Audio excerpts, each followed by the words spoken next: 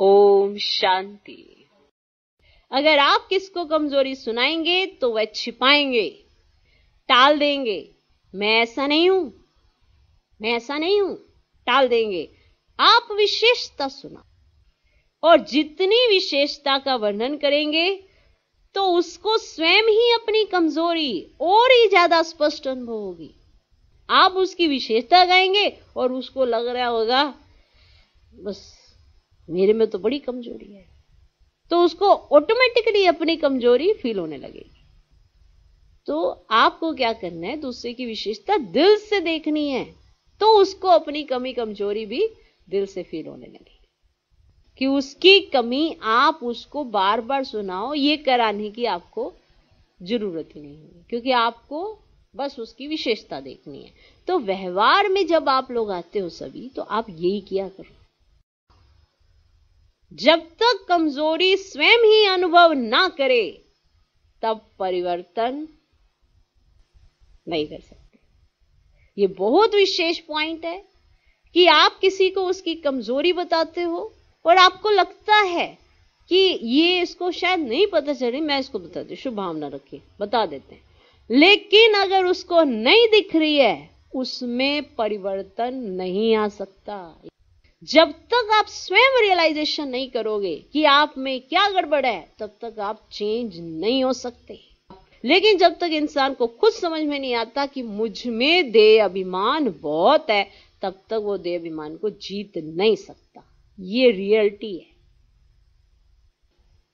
क्योंकि जब तक आप रियलाइज नहीं करेंगे तब तक परिवर्तन नहीं आ सकता, किसी का नहीं आता। अगर मुझ में कोई कमी को बाहर निकालना है, और जब तक मैंने ही रियलाइज नहीं किया तब तक वो कमी कभी बाहर नहीं जाती है। याद रखना इस बात को। तो ये पॉइंट बहुत गहरा है कि जब तक कमजोरी स्वयं ही अनुभव ना करें तब तक परिवर्तन कर नहीं सकते। चाहे 50 वर्ष आप मेहनत करते रहो, चाहे 50 वर्ष आप मेहनत करते रहो, जब तक ये कमजोरी जो आपके अंदर है और आपको ये रियलाइज नहीं हो रहा है कि मुझ में ये कमजोरी है और ये गलत है, ये मुझे मेरे बाप के दिल पर नहीं चढ़ने देगी, मुझे बाप को प्रत्यक्ष नहीं करने देगी, मेरे को समझने नहीं देगी। अगर आपको ये पता चल जाए, और अगर आपने ये पता करके तो बस ऐसे ही कर लिया है लेकिन चेंज नहीं किया है, तो आप चाहे 50 साल तक मेहनत करते रहें, ये कमजोरी नहीं जा सकती। इसलिए संजीवनी बूटी से मूर्छित को भी सुरजीत कर उड़ते चलो, उड़ाते चलो।